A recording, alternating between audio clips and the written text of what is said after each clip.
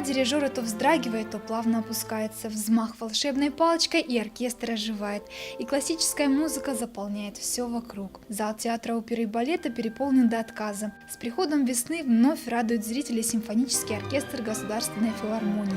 В программу вошла 39-я симфония Моцарта и увертюра к опере «Вольный стрелок» Вебера. За дирижерским пультом юный талант Георгий Албегов. После окончания школы Георгий поступил в Санкт-Петербургский строительно-архитектурный институт, но понял, что это не для него. Сейчас он студент музыкального училища имени Римского-Корсакова. Это не первый концерт для юного дарования. Выступления Георгия Албегова в Осетии всегда долгожданны. По словам директора Госфилармонии Ацамаза Макоева, ученики Тамерлана Хосроева, несмотря на юный возраст, активно выступают и руководят огромными оркестрами. Их именно звучат, они говорят, они признанные мастера высочайшей пробы. Это уникальная школа.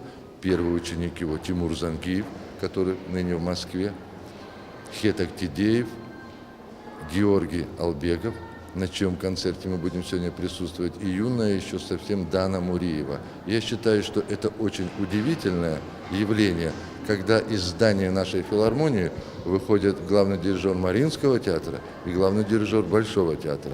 А вот эти три мальчика, которые я вам перечислил, это те дирижеры, поверьте мне, которые будут дирижировать в лучших оркестрах Европы и мира, потому что они уже востребованы.